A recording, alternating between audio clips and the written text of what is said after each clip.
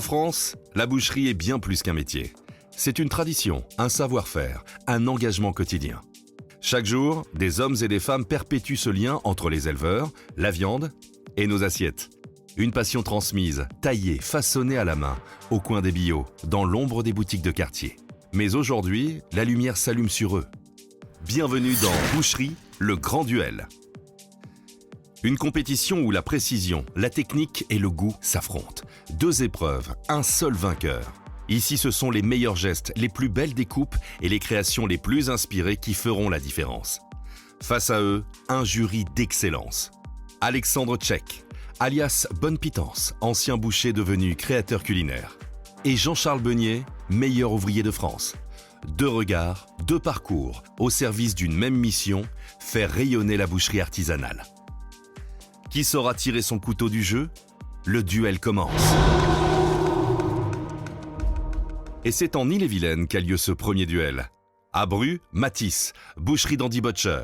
À Saint-Jacques-de-la-Lande, Pierre, boucherie Le Médaillon. Quelques kilomètres seulement les séparent. Pour lancer ce duel, notre jury part à la découverte des deux boucheries. Objectif, comprendre leurs spécificités, leur univers, et se faire une première idée du dynamisme des candidats. Et c'est à Saint-Jacques-de-la-Lande que commence cette immersion.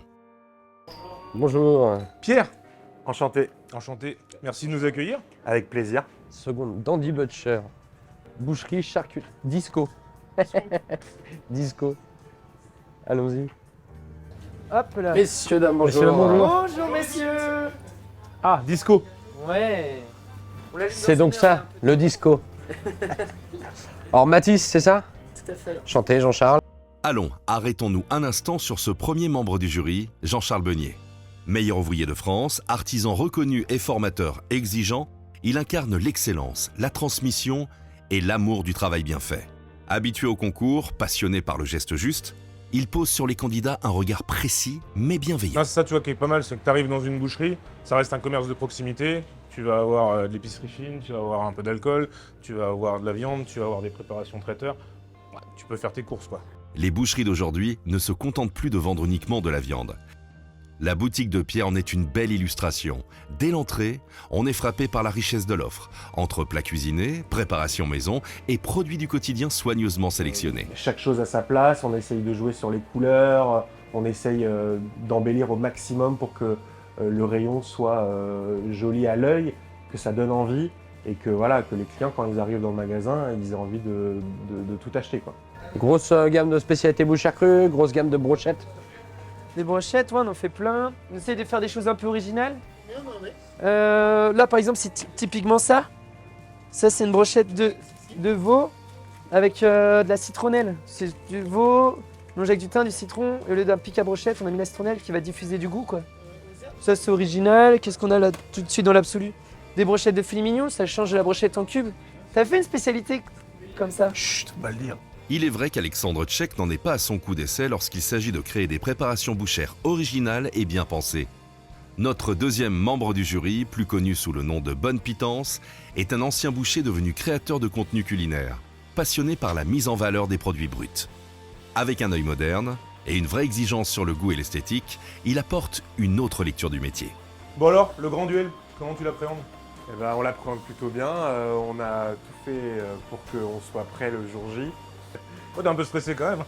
Ouais, ça se sent, le petit est nerveux, tu vois. Et moi, en même temps, ah ouais, désosser une cuisse de bœuf devant un meilleur ouvrier de France, bon. Non, on appréhende ça très bien.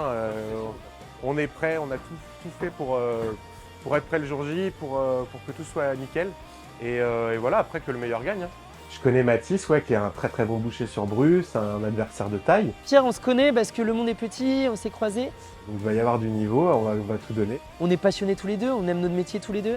On va essayer de défendre sa première place. On parle de boucherie moderne, c'est un boucher moderne qui a envie, qui veut. Et voilà, qu'advienne que pourra, que le meilleur gagne, hein. Donc je suis content de me confronter à lui. Sinon ce serait pas marrant, j'aurais gagné trop facilement. Matisse aborde le duel avec assurance. Pourtant, la boucherie n'a pas toujours été une évidence pour lui. Je suis un peu perdu, je sais que je vais faire du commerce, m'ouvrir un commerce, mais quoi, je sais pas. J'ai été dans une famille qui cuisine beaucoup, ma maman cuisine beaucoup, ma grand-mère cuisine beaucoup. J'ai toujours cuisiné avec eux. Mon papa, lui, il est éleveur de porc. J'ai une relation avec le terroir, vraiment de la fourche à la fourchette, j'ai cette relation-là. mais je le vois pas encore. Et c'est mon beau-frère et ma sœur qui me disent non mais Mathis, parce que je suis perdu, je leur pose des questions, je sais vraiment pas quoi faire de ma vie. Et là, en discutant à table, il me dit mais pourquoi tu ferais pas boucher, ça t'irait trop bien boucher. Ça fait 2 ans qu'on existe. On est situé à Saint-Jacques-de-la-Lande. On est 6 à travailler ici. Donc c'est une équipe qui est composée de bouchers et puis de traiteurs. Bon, il y a des trucs un petit peu old school, hein. Petite verdure dans l'étalage. On les arrose tous les matins. C'est beaucoup de travail. Non, c'est sympa, par contre, c'est aligné, c'est carré. On voit la marchandise, on voit ce qu'on veut, c'est sympa. Je voulais avoir un nom d'entreprise qui puisse un petit peu se référencer à la bijouterie. Le médaillon, c'est une découpe, que ce soit sur un tourne-dos, un grenadin de veau, un filet de veau. Et du coup, je trouvais la comparaison assez moderne. Je voulais un nom assez court pour que ça soit facile à retenir. Je voulais faire de la boucherie, du moins essayer d'en faire un peu de la bijouterie, que ce soit dans la présentation des rayons ou dans la présentation de la viande, dans la préparation de la viande. Et du coup, on a ouvert Dandy Butcher. Pourquoi Dandy? Parce que je portais toujours un nœud papillon quand j'étais au lycée.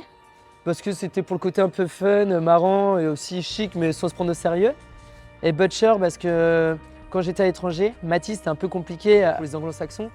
Et du coup, on m'appelait The French Butcher, donc le boucher français. Et du coup, c'est la contraction des deux. Donc on a le Dandy, on a le Butcher. Donc ça explique aujourd'hui l'histoire. Vous êtes combien ici, là? Parce que je vois qu'il y a quelques personnes quand On est même. 8. Vous êtes 8, d'accord. Du Avec monde des derrière, un apprentis. petit peu. On a un cuisinier, sinon on n'est que des bouchers. Ok. Qu'une équipe de jeunes bouchers. Ouais, donc il y a passionné, la transmission motivé. de savoir, quoi. Ouais. C'est important. Très bien. Toi, t'en penses quoi du plastique sur les rôtis? Moi, je trouve que visuellement, c'est sympa, mais après, il faut travailler, quoi. Faut l'ouvrir, faut le remettre, faut le faire et tout. En termes de rythme et tout, ça peut être un peu compliqué. Après, par contre, visuellement, à l'ouverture de la boutique, c'est très joli, quoi. Visuellement, l'ouverture de la boutique, c'est très très sympa. Personnellement, je filme pas. C'est vrai que le rendu comme ça, c'est très chouette. Ça coule pas sur les autres boutiques, tout, c'est assez sympa. C'est quoi la spécialité de la boutique? On en a plusieurs. Alors nous, c'est déjà principalement la race de bœuf qu'on travaille. Au médaillon, Pierre attache beaucoup d'importance à la provenance de sa matière première. Il propose à ses clients une variété de viandes issues de différentes régions françaises. En bœuf, je travaille de la partenaise.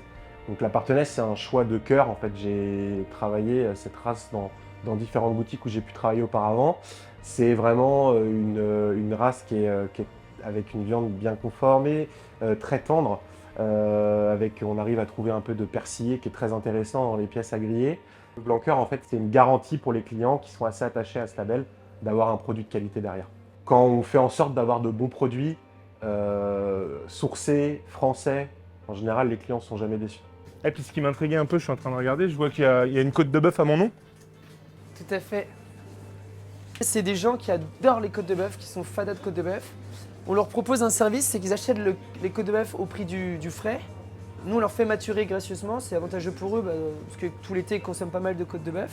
Et après, c'est à eux. Donc là, ils viennent chercher quand bon leur semble. D'accord, ils Quand prennent ils pas sont tout, envie. tu Non, fais je la coupe coupe à et... fur et à mesure. Donc comme ça, le même carré peut avoir un mois. Ils peuvent tester en fait plusieurs semaines, plusieurs mois de maturation pour savoir. Très intéressant Ça ça. permet d'initier les gens, de voir dire oula, là je suis un peu trop loin, en fait je préférais la première il y a déjà un mois, etc. Parce que les gens se rappellent quand même. Et surtout ça fait parler, c'est un peu comme ils vont dire au voisin, va voir, il y a ma côte de bœuf qui a maturé. C'est ça, comme en côte de boîte de bœuf. nuit quand on arrive avec sa bouteille avec son nom dessus, c'est un peu le folklore là aussi.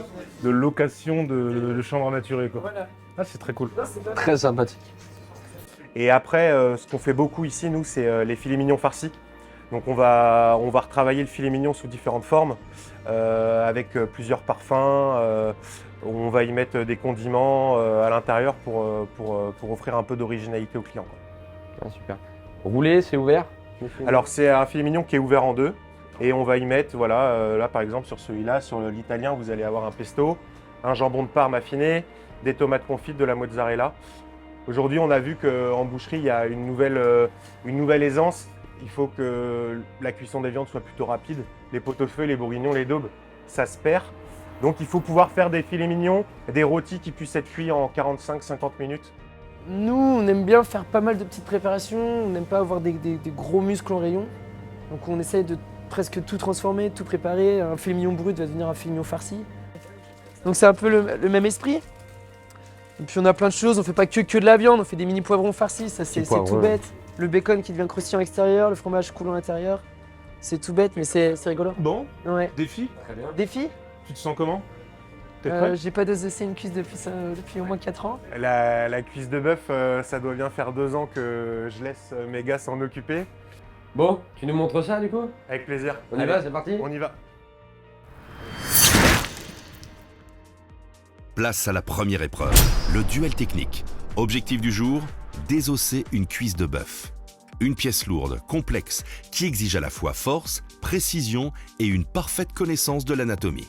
Chaque candidat devra séparer les morceaux selon les règles de l'art, en respectant les découpes académiques. Propreté du plan de travail, sécurité dans les gestes, fluidité du découpage. Tout sera observé de près par le jury. Le duel peut commencer. Le but, c'est pas de scier la viande non plus, alors en fait, c'est de faire juste à temps. Ça y est, j'ai même pas commencé, j'ai déjà chaud. La pression, Mathis l'admet sans détour. Et Pierre ne s'en cache pas non plus. L'enjeu est là, bien réel, et ça se voit dans leurs gestes. On sent que Pierre est concentré. Il était bûcheron avant, rigole c'est une plus, là. reconversion. Là, il rigole Genre mon youtubeur préféré et le meilleur ouvrier de France sur cette terre. Cherche pas à gagner des points. Non mais c'est vrai, ça paraît tout con, mais une fois que t'en as fait plein, à un moment donné, c'est quand même quelque chose qui se perd pas. Mais les noms des morceaux, les séparations anatomiques, etc. Quand t'es bouché, effectivement, quand tu regardes un morceau comme ça te parle. Quand t'es pas bouché, C'est compliqué. c'est compliqué. T'as juste l'impression de voir un gros morceau de bidoche. Et... C'est ça. Bah, c'est comme le vélo, un petit peu, ça s'oublie pas. Après, forcément, on met un peu plus de temps à faire ce qu'on nous demande quand même. Donc là, Jean-Charles, il te demande une découpe très classique. T'as fait un peu de concours avant, toi, ou c'est vraiment... Alors assez peu. Hein, en fait, quand j'étais apprenti, j'ai eu la chance de faire les MAF, Ok. où j'ai fait en fait le concours départemental et régional. Donc t'as passé meilleur apprenti du département. J'ai été meilleur apprenti du département et pour la région, ça s'est arrêté pour moi en 4e place. Connaître les morceaux anatomiques fait partie du quotidien des bouchers. Derrière chaque geste précis, il y a une véritable lecture du corps de l'animal, une compréhension fine des muscles, des os et de leurs attaches. Les candidats s'attaquent maintenant à l'un des os les plus complexes à désosser. Enfoui dans la masse musculaire du bassin, il présente des formes irrégulières et demande un désossage d'une extrême précision. L'objectif, désosser à blanc, retirer l'os sans abîmer les muscles, en conservant un maximum de viande. Un défi technique, mais surtout un geste de respect. Valoriser l'animal, sublimer la marchandise et ne rien gâcher de ce qui a été élevé avec soin.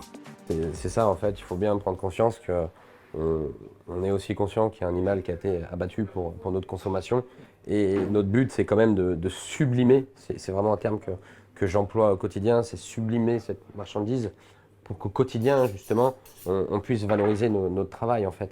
Et on se doit de respecter l'animal qui est dans nos mains.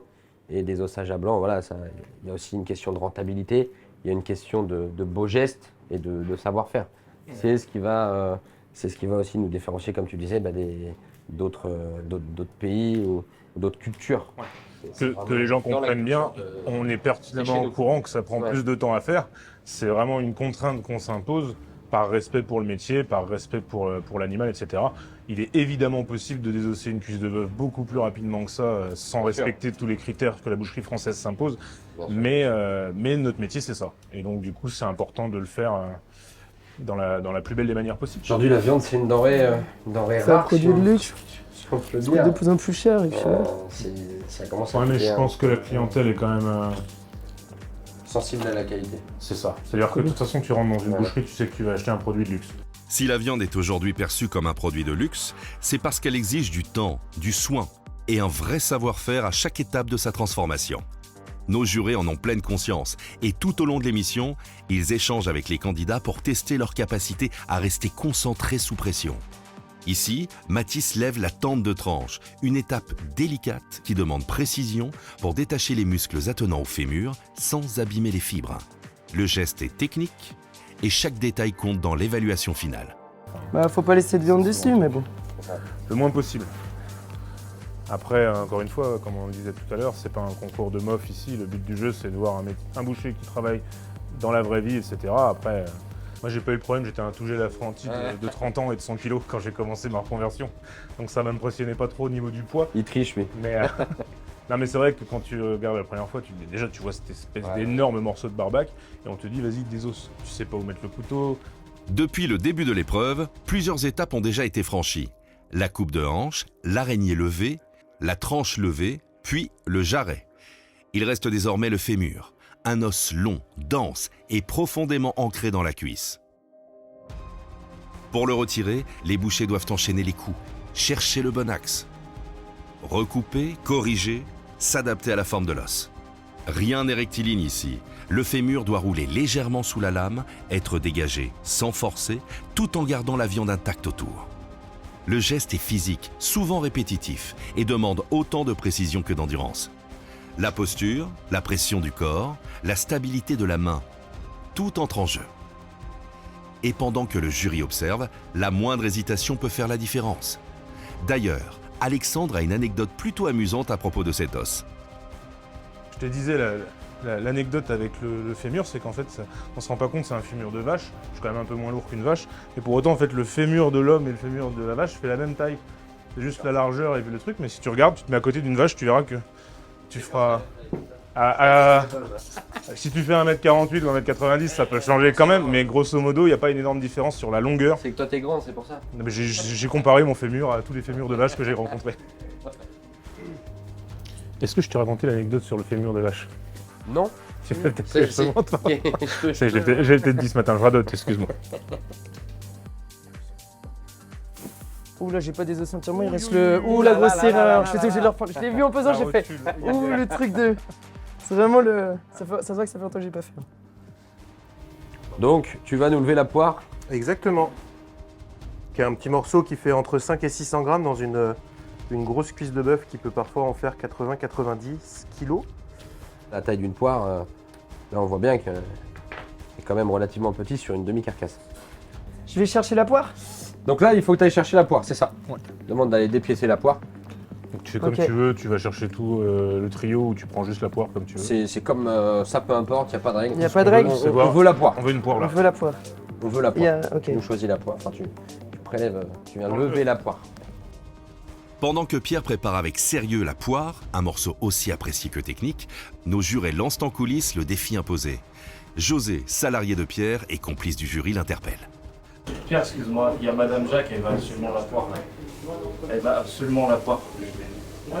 Jean-Charles profite du dos tourné de Pierre et lui subtilise discrètement la poire. Le morceau disparaît du plan de travail, sous les rires du jury. Non mais c'est bon. C'est bon ça. Pendant que Pierre, lui, commence à comprendre ce qui se trame. La tension monte, mais le défi est lancé. Quel morceau de substitution va-t-il choisir pour satisfaire cette cliente? T'es allé nous chercher la poire de bœuf. Oui. Très bien. Alors, il y a Madame Martin qui va rentrer dans ton magasin là. Elle veut de la poire de bœuf. Ok. Mais toi, t'as pas de poire de bœuf. Qu'est-ce que je vends à la place? Au tour de Mathis de se faire subtiliser sa poire. Jean-Charles, lui, expose la consigne. Trouver, dans les morceaux déjà désossés, de quoi réaliser 2 steaks de 125 grammes qui se rapprochent au mieux de la texture et du goût de la poire. Les jurés jugeront la qualité du morceau choisi, sa pertinence, mais aussi la réactivité du candidat face à l'imprévu. Je te laisse aller dans ton frigo. Tu vas chercher la pièce que tu penses le plus ressemblant à la poire. Ok. Et c'est ton deuxième défi. Goût, Ok. tendreté, etc. On cherche pas forcément la simplicité. Qu'est-ce qui pour toi te fait penser à la poire de bœuf dans le reste de ta cuisse? En expliquant aussi à ta cliente, forcément. Faut que tu Ouais, lui c'est expliques. ça. Tu lui vends pas un autre morceau pour de la poire. Et Madame Martin avait mangé comment la poire? En steak ou en rôti? Alors, Madame Martin, elle veut 2 steaks de 125 grammes. Ok, c'est bon. ça. Pierre découvre les consignes. Concentré, il écoute chaque mot du jury. Trouver un morceau de substitution à la poire, ce n'est pas simplement une question de découpe. Il faut penser goût, texture, cuisson. Et dans cette épreuve inattendue, le regard d'un expert peut t'aider à mieux comprendre les enjeux. En amont du duel, Jean-Charles Beunier, meilleur ouvrier de France, s'est prêté au jeu. Il nous avait montré à sa manière le morceau qu'il aurait sélectionné dans cette situation. Alors, pour ce défi qui était d'aller chercher un morceau donc dans la cuisse entièrement désossé, on devait aller chercher un steak, alors 2 steaks de 125 grammes. Il faut savoir qu'on a un morceau dans la cuisse qui s'appelle le jarret, qui est à la base un morceau pour les cuissons longues. Et je vais vous faire voir comment aller chercher ce fameux steak dans le jarret. On va avoir la même fibre de viande que la poire, la même jutosité. Pour quelqu'un qui n'est pas connaisseur, il faut savoir qu'on on a la possibilité également d'aller chercher dans le jarret un steak qui va être extraordinaire. Retour chez nos duellistes. Mathis a fait son choix. Quel morceau a-t-il sélectionné pour tenter de rivaliser avec la poire? Ok, Madame Martin, on va lui chercher le merlan. Pourquoi? Parce que c'est son petit voisin, il est vraiment à côté. Imaginons que j'en ai pas, je peux dire, bah regardez, Madame Martin, c'est le steak qui est juste à côté. C'est pareil. C'est juste que, au lieu d'avoir une forme de poire, lui, il a une forme de poisson. C'est pour ça qu'on l'appelle le merlan. Et il est fibre courte. Là, il faut que je l'épluche. Parce que la poire est très maigre. Et surtout bien tendre. Et je pense qu'on se rapproche le plus possible. Le plus possible, ok. Du moins pour faire un steak. Après, la poire, elle a beaucoup plus d'épaisseur. Moi, j'ai choisi le nerve Jit, qui est un morceau qui est composé donc de 3 morceaux dedans. Et dans ce petit morceau, vous avez le plat de nerveux, qui est un morceau très très tendre, avec une fibre de viande courte. Et quand c'est coupé au bon endroit et dans des bêtes très bien sélectionnées, je peux vous garantir que la tendreté, elle sera présente et que ça va fondre sous la dent. Et Madame Jacques sera très satisfaite. Parfait. Ça, Madame Jacques, la prochaine fois, elle demandera du nerveux. Que le merlan, je me vois mal. Moi, je fais très bien un petit rôti d'amoureux dans la poire, c'est génial. Avec de la panoufle autour ou l'air de décorateur, un truc sympa. Mais un merlan, je ferais pas un rôti dedans, quoi. Mais par contre, dans les deux, je fais de la fondue, je fais de la pirade. Un steak de 120 grammes, on fait, quoi. Maintenant que les bouchers ont expliqué leur choix et préparé leurs morceaux de substitution, il va falloir passer à l'action. Place au duel de la pesée. 2 steaks de 125 grammes, précis, nets, maîtrisés. Mais certains n'auraient-ils pas un avantage concurrentiel? J'ai vu quelque chose tout à l'heure. Qu'est-ce qu'il nous disait qu'il J'ai avait? une balance dans le poignet. C'est bien ça qu'il disait. Je me suis fait opérer l'année dernière. Allez, c'est parti, montre-nous ça. Je vais la peser un peu avant parce que je suis nul à ça. Ah non, Y a pas droit. Ah Oh non, vous êtes pas drôle. Ah non. Normalement, j'ai le droit, hein. Entre Mathis, qui voudrait peser le morceau en amont, et Pierre, qui affirme avoir une balance dans la poignée, le duel s'annonce serré. On sent l'hésitation au moment de la coupe. Un exercice délicat, surtout sans l'aide d'une pesée initiale. Qui sera le plus proche des 2 steaks de 125 grammes? Allez, on Lui, va il est un voir. peu lourd. Lui, il est un peu lourd. Bon, on est bon, hein. C'est parti. Ouais. Allez. Elle a l'air très dure, Madame Jacques. Alors, Le premier. Et le deuxième?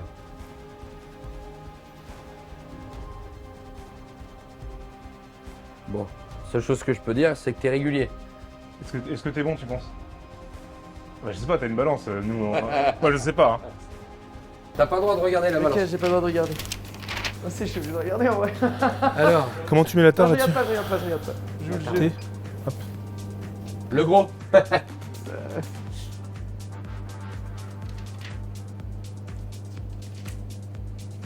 Mangez moins de viande, on dit, mais mangez-en mieux. C'est ce qu'on dit, hein. Et y a droit à 2 essais ou pas? C'est du cinéma, j'ai encore de quoi faire un... Oula. T'as de l'espèce? C'est... Il y a un défi derrière, quand même. Tous bonnet. Ok. Oh, celui-là, il est trop lourd, c'est sûr. Eh ben, très bien. Bon, allez.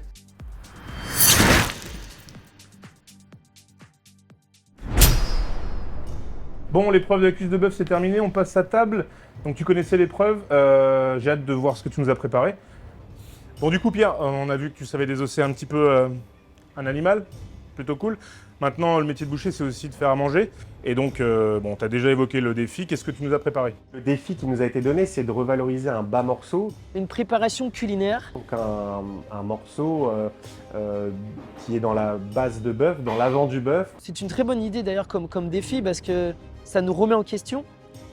qui soit original, sympa visuellement C'est les morceaux qu'on utilise peu ou moins bons ou qui sont moins bien valorisés. et qui puisse être cuite en moins de 30 minutes. Alors moi j'ai choisi de revaloriser le paleron de bœuf. On a appelé ça le dandy Rubik's Beef. C'est un produit qu'on peut le manger soit à l'apéritif, en entrée, en plat. Là, on l'a fait généreusement parce que je sais que vous aimez bien manger. Moi, que je vous vais à avez la faim. cantine. On essaye Quelle de réputation. Donc c'est une petite mosaïque de bœuf. Ça se coupe principalement en tourne d'eau, un petit peu épais, pour faire à la poêle, à la plancha, ou on peut même en faire un petit rôti pour faire rôtir au four. Pour faire cette recette, donc on a besoin d'un jarret de bœuf, un super oignon de Roscoff, du cidre, mais pas n'importe quel cidre, le cidre Kistin. Il nous faut aussi un moule à glaçons. On va avoir besoin d'un sac. Là, c'est un sac sous vide, mais vous pouvez le faire avec un sac de congélation que tout le monde a chez soi. Du jaune d'œuf, de la chapelure, de la scamorza, c'est de la mozzarella qui est fumée à froid. Et après, on va faire une sauce à base de poivron. Je vais l'éplucher complètement, mon paleron de bœuf. Et une fois qu'il va être épluché, je vais coulisser le nerf qui se trouve au milieu. Je vais glisser le nerf du milieu pour récupérer 2 belles pièces de viande bien nettes. Je vais préparer vite fait mon jarret de bœuf. Vous pouvez demander à votre boucher qui dégraisse bien, qui enlève vraiment tous les aponévroses. J'ai choisi le jarret de bœuf parce qu'en fait, le jarret de bœuf, il a plein de nerfs dedans. C'est contradictoire, mais plus il y a du nerf dedans, plus notre morceau, notre préparation va devenir ultra fondante. Je vais juste couper ce petit morceau-là en cubes, on aura assez avec ça. Tac. Plus c'est petit, plus ça cuit plus vite. Et puis les petits morceaux vont se confire plus vite. On va émincer le super oignon. Et là, je vais utiliser un glisse-nerf pour venir avoir le nerf bien à blanc, pour pas qu'il reste de viande dessus. Donc ce nerf-là, normalement, c'est un morceau qui va être en bourguignon, en daube, en pot-au-feu. Et ce nerf-là, quand on fait une cuisson longue, on le laisse, ce qui va donner le moelleux. Mais là, comme c'est pour une cuisson rapide, à la poêle, au four, on va bien le retirer, parce que du coup, ça sera pas du tout le côté gélatineux, on va pas le vouloir, on va pas le chercher. Ce qu'on va chercher, nous, c'est juste du muscle. L'idée, c'est expulser l'eau que contient la viande, parce qu'après, on va déglacer avec le cidre, le fameux cidre Kistin, et comme ça, la viande, elle va mieux absorber, boire le cidre, quoi. Voilà.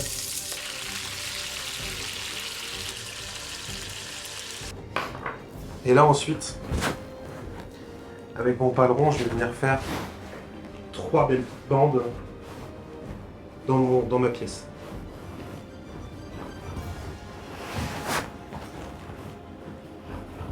Donc là, ça commence à colorer. Je laisse juste quelques secondes encore les morceaux se colorer, mais il faut pas que ça brûle. Je vais remuer, je vais mettre les petits oignons rouges qu'on veut caraméliser aussi. Hop. Je vais poivrer et saler un petit peu. Je remue un peu mes morceaux, faut pas que ça colle. Je remue un peu. Je laisse les oignons rendre un peu de jus. Le but, c'est vraiment de les faire caraméliser. Là, on va déglacer avec le cidre. Hop, c'est parti. Hop. Donc ça, c'est de la ventrèche de porc noir. Donc les porcs noirs, c'est des porcs qui viennent du sud de la France, dans les Pyrénées. Là, c'est des porcs qui sont élevés uniquement au gland, à la châtaigne, et qui ont été dehors toute leur vie. Oh là là, c'est bouillant. On va extraire les morceaux. On va enlever un peu le... On va pas... Hop. Je le mets dans mon gros saladier. Et après, je vais les filocher à la main. Là, je viens disposer ma pièce de paleron dans la ventrèche. Là, ce qui est important, c'est d'avoir une belle régularité. Le but, c'est qu'il n'y a plus de morceaux et que ce soit agréable en bouche. Et là, on va passer au moulage. Et je vais en faire 2 avec un insert de mozzarella dedans. Et là, je l'insère au milieu.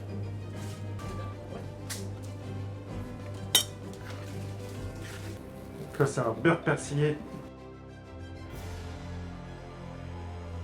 Là, je suis en train de brider le rôti. C'est pour avoir quelque chose de bien régulier, que ça puisse tenir.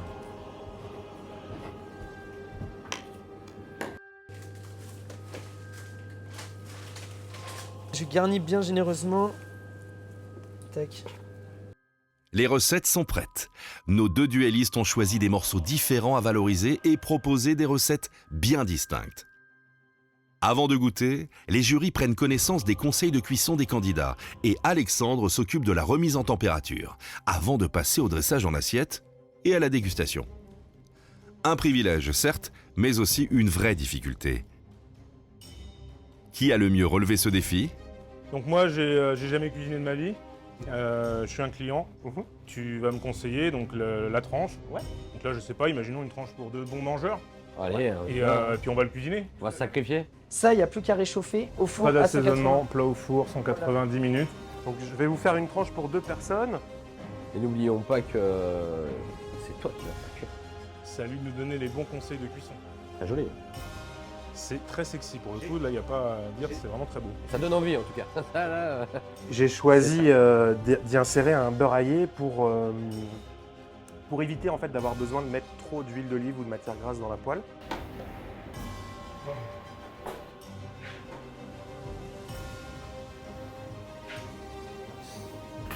Hop là. Tu vas nous dire comment Pas de problème. le cuisiner? pour le jeu de mots, il va nous faire un médaillon. En termes de temps de cuisson, faudra partir sur 5 petites minutes de cuisson pour une cuisson saignante. Petite cuillère de poivronnade du coup. Voilà, juste pour mettre. Ça apporte de la couleur. C'est la même couleur que moi quand j'ai désossé la cuisse de bœuf. Hop là.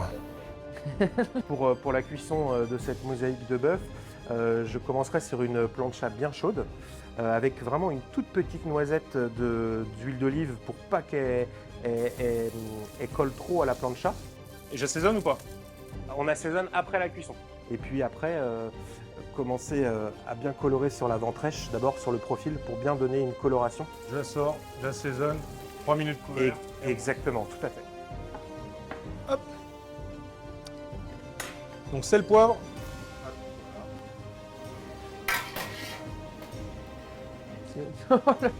Le C'est sapin. grossier ça.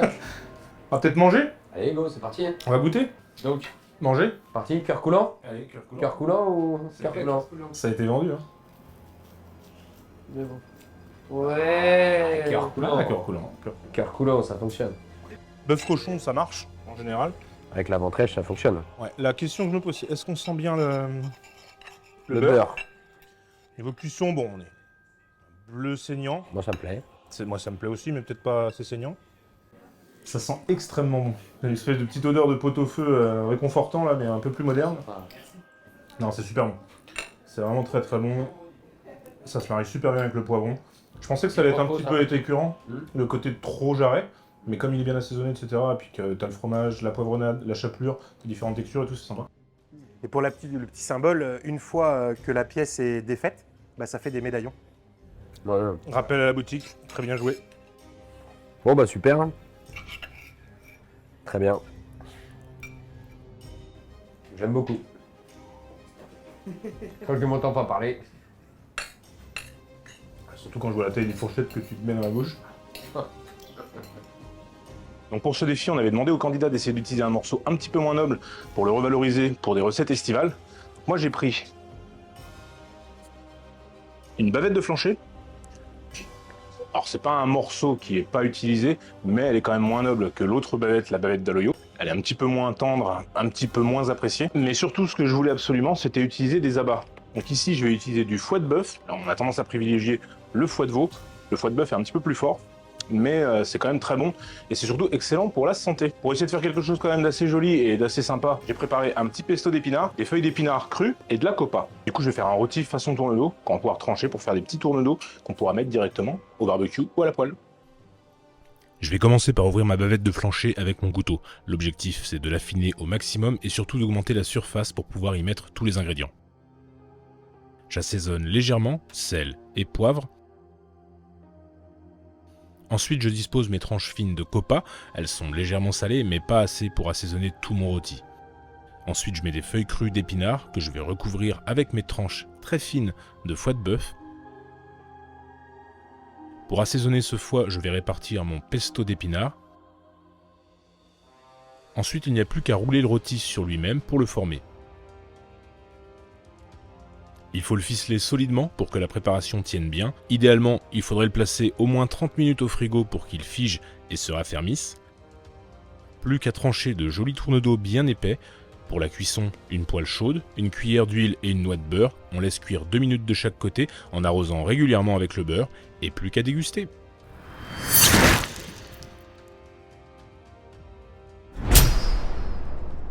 Bon, alors, c'est de bouger.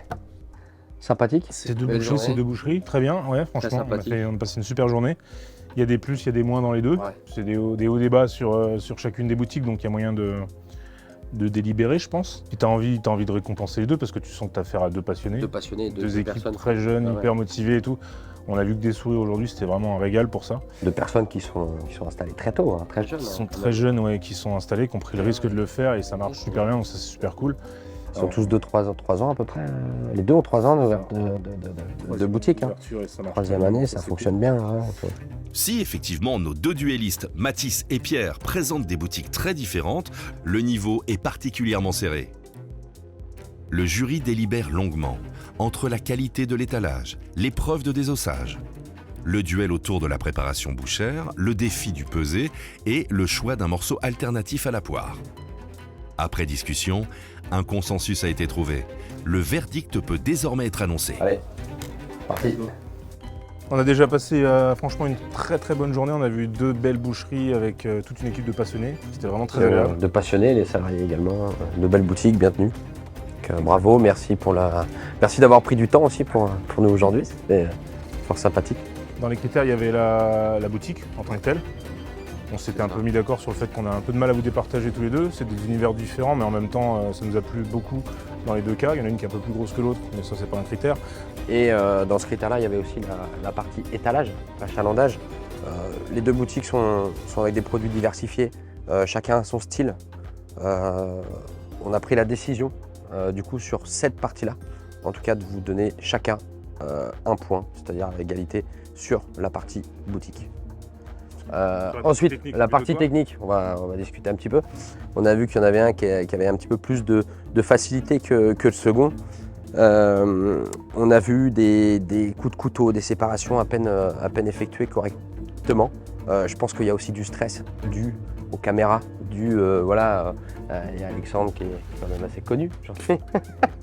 et voilà, donc le point pour la partie technique va être attribué à Pierre. Partie spécialité. Alors déjà, dans les 2 cas, que ce soit, on est tous les 2 d'accord sur le fait qu'on s'est régalé tous les deux. les assiettes. On a terminé les 2 assiettes sans problème, c'était maîtrisé en termes d'équilibre, de goût, culinaire en balance, très très bien.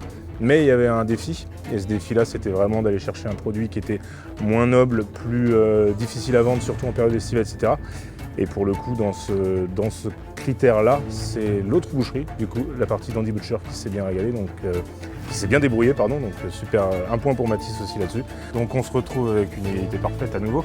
C'est ça. Et le prochain point va pas nous aider à trouver le vainqueur, puisqu'on parle du steak. La pesée. Franchement, est-ce qu'on a besoin de répondre? On a juste besoin de les filmer. On a un gourmand qui nous a fait 2 steaks un peu trop élevés et un peu plus fin qui a fait 2 steaks un peu plus légers. Mais en fait, vous étiez quasiment au gramme près, aussi éloignés l'un que l'autre du choix. 20 grammes de plus d'un côté, 20 grammes de moins de l'autre. Donc pareil, bon là c'est pas 1-1, c'est 0-0 de chaque côté. 2 partout. Après la visite des boutiques, l'épreuve technique et le défi du pesé, c'est le choix du morceau alternatif qui fait la différence. Le 3e point va départager nos 2 candidats. Le verdict est prêt. Il tient dans ce tablier où la photo du gagnant a été glissée à l'abri des regards.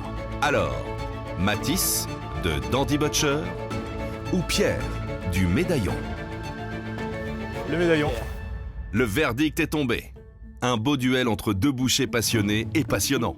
Félicitations à Pierre du Médaillon qui remporte ce premier épisode de Boucherie, le grand duel. Une victoire méritée et un grand respect pour le travail remarquable de Mathis de Dandy Butcher. D'autres duels, d'autres artisans, d'autres morceaux et d'autres villes. Boucherie, le grand duel. Ce n'est que le début.